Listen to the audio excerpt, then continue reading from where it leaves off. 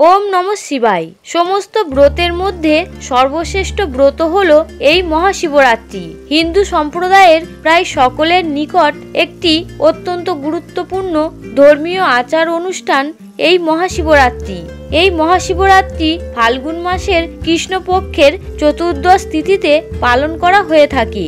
মহাশিবরাত্রি হলো হিন্দু ধর্মের সর্বোচ্চ আরাধ্য দেবাদিদেব মহাদেব শিবের মহাশিবরাত্রি। শুধুমাত্র ভারতবর্ষে নয়, বিশ্বের বিভিন্ন দেশের কোটি কোটি মানুষ এই মহাশিবরাত্রি পালন করে থাকে। আর আপনি যদি ভেবে থাকেন যে এই মহাশিবরাত্রি পালন কেবলমাত্র মহিলারা করে থাকেন, তাহলে আপনি ভুল ভাবছেন। কারণ বিশ্বের বিভিন্ন দেশে বিভিন্ন জায়গায় এই শিবরাত্রি নারী পুরুষ নির্বিশেষে পালন করে থাকি। কিন্তু প্রশ্ন হলো যে মহাশিবরাত্রি কেন পালন করা হয়? কেনই বা বিভিন্ন দেশের কোটি কোটি সাধারণ মানুষ, তা সে নারী হোক বা পুরুষ হোক, শিক্ষিত হোক অশিক্ষিত হোক, সকলেই বর্তমানে শিবরাত্রি পালন করছে। আজ এই ভিডিওর মাধ্যমে এই বিষয়ে আপনাদের সাথে বিস্তারিত আলোচনা করব এবং ভিডিওটির শেষ অংশে এই সম্পর্কে একটি সুন্দর গল্পকথা রয়েছে, যা আমাদের চিত্তকে অনেকটাই পরিশুদ্ধ করে, সেই বিষয়েও ব্যক্ত করব। এবং সর্বোপরি এই বছর 1431 বঙ্গাব্দ 2025 সালে এই মহাশিবরাত্রি কবে এবং কখন পড়েছে, কোন সময় মহাশিবরাত্রি পূজার জন্য সবথেকে আদর্শ সময়, এই সমস্ত কিছু বিষয় নিয়ে এই ভিডিওতে বিস্তারিত আলোচনা করব। আশা করি বন্ধুরা এই ভিডিওটি আপনাকে সমৃদ্ধ করবে। নমস্কার বন্ধুরা, ঈশ্বর ভক্তি চ্যানেলে আপনাদের সকলকে স্বাগত জানাই। ভারতীয় দর্শন, শাস্ত্র এবং বিভিন্ন দেবদেবীর পূজা অর্চনা পদ্ধতি এবং শ্রীকৃষ্ণের বাণী এই চ্যানেলের মূল আলোচনার বিষয়বস্তু। বন্ধুরা, সবার প্রথমে আপনাদের জানাই যে এই বছর 1431 বঙ্গাব্দ 2025 সালে এই মহাশিবরাত্রি কবে এবং কখন পড়েছে। এই বছর মহাশিবরাত্রি তিথি থাকছে মূলত দুদিন, অর্থাৎ আগামী 26শে ফেব্রুয়ারি 13ই ফাল্গুন বুধবার এবং পরের দিন 27শে ফেব্রুয়ারি 14ই ফাল্গুন বৃহস্পতিবার। শিবরাত্রি মূলত পালন করা হয় চতুর্দশী তিথিতে, আর এই চতুর্দশী তিথি শুরু হচ্ছে 26শে ফেব্রুয়ারি 13ই ফাল্গুন সকাল 9:42 থেকে, যা থাকছে পরের দিন 27শে ফেব্রুয়ারি 14ই ফাল্গুন সকাল 8:31 পর্যন্ত। সেই কারণে এই বছরের শিবরাত্রি বুধবার এবং বৃহস্পতিবার মূলত এই দুই দিনকেই ধরা হচ্ছে। তবে শিবরাত্রির যে প্রধান পূজা তা মূলত রাত্রিকালে সম্পন্ন হয়, তাই এই বছরের মহাশিবরাত্রির প্রধান দিন হিসাবে গণ্য আগামী 26শে ফেব্রুয়ারি 13ই ফাল্গুন বুধবার দিন। মহাশিবরাত্রি যদি এই বছর পালন করতে চান, ভোলা বাবার পূজা দিতে চান, তাহলে বুধবার দিনটি সব থেকে এই বছরের জন্য আদর্শ দিন। বুধবার সন্ধ্যা 6:19 থেকে ভোলে বাবার প্রথম প্রহরের পূজা শুরু করা যাবে এবং মহাশিবরাত্রির যে প্রধান পূজা, যাকে নিশ্চিত পূজা বলা হয়, তা সম্পূর্ণ করতে হবে বুধবার রাত্রি 12:09 থেকে 12:59 পর্যন্ত। যদিও ইংরাজি ক্যালেন্ডার অনুযায়ী এই সময়ে বৃহস্পতিবার পড়ে গেছে, কারণ ইংরাজি ক্যালেন্ডার অনুযায়ী রাত্রি 12টার পর থেকে দিন শুরু হয়, আর বাংলা তথা হিন্দু পঞ্চাঙ্গ অনুসারে দিন শুরু হয় সূর্য উদয়ের পর। তাই এই সময়কালটি হিন্দু পঞ্চাঙ্গ এবং বাংলা পঞ্জিকা অনুসারে বুধবার দিনের মধ্যে পড়েছে। আশা করি বিষয়টি বোধগম্য হয়েছে। তাই মহাশিবরাত্রি যদি এই বছর পালন করতে চান, তাহলে বুধবার দিন সম্পূর্ণ করুন এবং বুধবার দিন উপবাস রাখুন। যদি কোনো কারণে তা না পারেন, তাহলে গোস্বামী মতে অবশ্যই বৃহস্পতিবার দিন ও চতুর্দশী তিথি ছাড়ার পূর্বেই আপনি শিবরাত্রি পূজা সম্পন্ন করতে পারেন, অর্থাৎ বৃহস্পতিবার সকাল 8:31 পূর্বেও শিবরাত্রি পূজা করা যাবে। বিষয়টি এইবার সম্পূর্ণ আপনার উপর নির্ভর করছে। শিবরাত্রি পূজা যেহেতু রাত্রিকালীন পূজা, তাই রাতের বেলা পূজা করাই সঠিক হবে।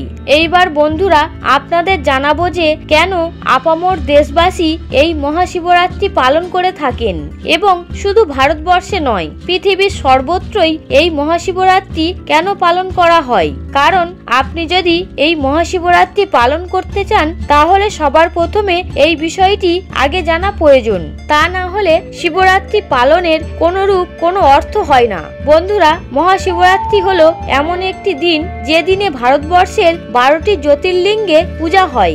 এ প্রসঙ্গে বলে রাখা প্রয়োজন, জ্যোতির্লিঙ্গ বলতে বোঝায় জাগ্রত শিব মন্দির। শিব কথার অর্থ হলো কল্যাণকারী, শিবলিঙ্গ কথার অর্থ কল্যাণকারী চিহ্ন। বৈদিক মন্ত্রে শিব হলেন জগতের ঈশ্বর। পৌরাণিক তন্ত্রে তিনি ঈশান নামে পরিচিত। তিনি জগৎ পিতা এবং জগৎপতি।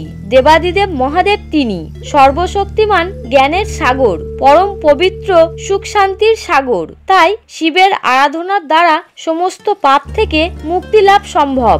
আর মহাশিবরাত্রি সেই সন্ধিক্ষণ বা মাহেন্দ্রক্ষণ যখন নিষ্ঠা ও ভক্তির দ্বারা মহাদেবের আরাধনার ফলে মোক্ষ লাভ সম্ভব। মনের ভিতরের সমস্ত অন্ধকার এবং অজ্ঞানতা দূর করার জন্য এই মহাশিবরাত্রির ব্রত পালন করা হয়। কিন্তু সবথেকে বড় প্রশ্ন হলো যে এই দিন এতটা গুরুত্বপূর্ণ কেন? এর পিছনে যে কারণ রয়েছে, হিন্দু পুরাণ তথা শিব পুরাণ অনুসারে এই রাতেই মহাদেব বা শিব তিনি সৃষ্টি, স্থিতি ও লয়ের মহাতাণ্ডব নৃত্য করেছিলেন। আর মহাদেবের এই নৃত্যে ভয়ঙ্কর প্রলয় সৃষ্টি হয়েছিল। মহাদেবের এই প্রলয় নৃত্য বন্ধ করার উদ্দেশ্যেই, মহাদেবকে তুষ্ট করতেই এই মহাশিবরাত্রি পালন করা হয়ে থাকে। আবার এই রাতেই শিব এবং পার্বতীর বিবাহ সম্পন্ন হয়েছিল।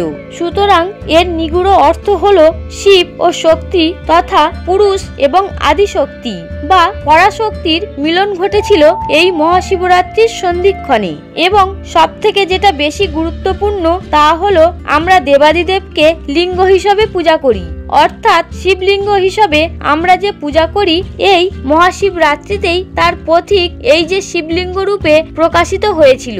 এবং এই শিবলিঙ্গ রূপে প্রকাশিত হয়ে সমস্ত জীবের পাপ নাশ ও মুক্তির পথ দেখিয়েছিলেন তিনি।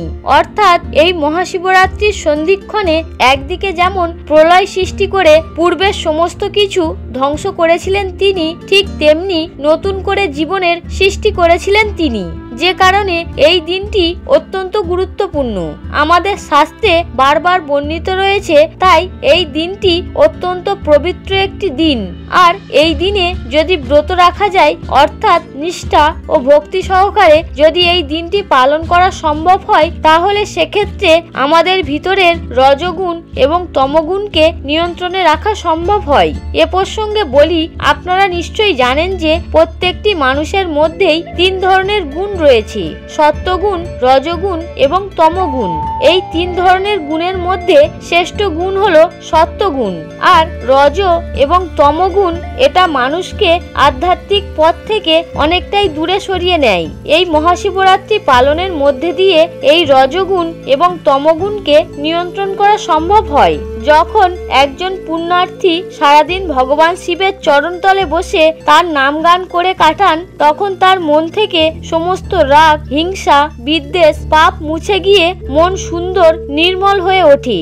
আর যখন সারা রাত শিবের পূজা অর্চনা করে তিনি কাটান, তখন তমগুণের সমস্ত খারাপ প্রভাবকে জয় করতে সক্ষম হন তিনি। এই দিন উপবাস অত্যন্ত পবিত্র হিসাবেই গণ্য হয়। এমনকি অশ্বমেধ যজ্ঞ করলে যে পুণ্য অর্জন সম্ভব হয়, ভক্তি এবং নিষ্ঠার সঙ্গে শিবরাত্রি ব্রত পালন করলে তার থেকে বেশি পুণ্য অর্জন করা যায় বলেই মনে করা হয়। আর এই বিষয়ে একটি সুন্দর কাহিনীও রয়েছে, যা শিব পুরাণে উল্লেখ করা রয়েছে। ত্রেতা যুগে কোনো এক নগরে ভিল্ল নামে এক ব্যাধ বাস করতেন। স্বভাবে সে ছিল অত্যন্ত নিষ্ঠুর এবং ধৈর্যপরায়ণ। তার কাজ ছিল বনের হরিণ হত্যা করে তার মাংস বিক্রি করা। কখনো কখনো সে অকারণে হরিণ বধ করত এবং তার ফলে জীবনে তার প্রচুর পাপ জমা করেছিল। এই রকমই একদিন শিকারে বেরিয়ে তার খুব দেরি হওয়ার ফলে সে জঙ্গলে পথ হারিয়ে রাতে হিংস্র জন্তুর ভয়ে এক গাছের উপর আশ্রয় নেয়। কোনো শিকার না পেয়ে সে হতাশ হয়ে গাছ থেকে একটা করে পাতা ছিঁড়ে নিচে ফেলতে থাকে। সেই গাছটি ছিল বেল গাছ, আর সেই বেল গাছের নিচে একটি শিবলিঙ্গ ছিল। আর সেই দিন ছিল শিব চতুর্দশী, অর্থাৎ মহাশিবরাত্রি। তার উপর ব্যাধও ছিল উপবাসী, অর্থাৎ সারাদিন তার কিছুই খাওয়া হয়নি। ব্যাধের ফেলা বেলপাতাগুলো শিবলিঙ্গের মাথায় পড়ে এবং তার সাথে তার খাবার জল থেকেও কিছুটা জল শিবলিঙ্গের মাথায় পড়ে। আশুতোষ মহাদেব সেই জল এবং বেলপাতাকে ব্যাধের পুজো বলে গ্রহণ করে অত্যন্ত খুশি হন এবং মহাদেব খুশি হওয়ার ফলে ব্যাধের জন্মকৃত পাপ অনেকাংশেই দূরীভূত হয়ে যায়।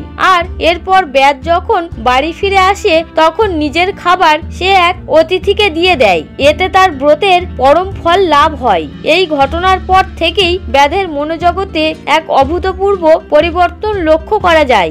ব্যাধ তার নিষ্ঠুর হিংস্র মনোবৃত্তি পরিত্যাগ করে অন্য পেশায় নিজেকে নিয়োজিত করে ও পরোপকারী এবং আধ্যাত্মিক চিন্তায় নিমগ্ন হয়ে যায় এবং তার মৃত্যুর পর জন্ম মৃত্যুর চক্রের বন্ধন থেকে মুক্ত হয়ে পরম মোক্ষ লাভ করে।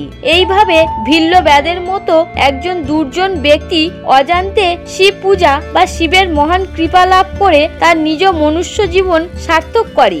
এই হলো শিব পূজা করার মহাফল। শিব হলেন আশুতোষ, তাই সহজেই তাকে সামান্য ভক্তিতেই জয় করা যায়, নিজের করা যায়, শিবের সান্নিধ্য লাভ করা যায়। শত সহস্র যজ্ঞানুষ্ঠান, শাস্ত্র আলোচনা, ধর্মানুষ্ঠান, তীর্থযাত্রা করে যে ফল লাভ হয়, শিবরাত্রির ব্রত উদযাপন করলে তার সহস্র গুণ ফল লাভ করা সম্ভব, এমনটাই শাস্ত্রে বর্ণিত রয়েছে। তবে পরিশেষে একটা বিষয় বলবো যে যখনই আপনি এই মহাশিবরাত্রি পালনের কথা ভাবছেন, সবার প্রথমে যে বিষয়টি সব থেকে বেশি প্রয়োজন তা হলো মনের মধ্যে নিষ্ঠা, ভক্তি এবং সমস্ত ধরনের বিদ্বেষ, ঘৃণা, হিংসা পরিত্যাগ করেই তবেই এই ব্রত পালন করবেন, তবেই এর পূর্ণ ফল পাওয়া সম্ভব। আশা করি বন্ধুরা আপনারা বুঝতে পেরেছেন।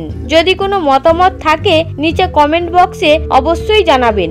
সকলে ভালো থাকবেন, সুস্থ থাকবেন এবং কমেন্টে হর হর মহাদেব লিখতে ভুলবেন না।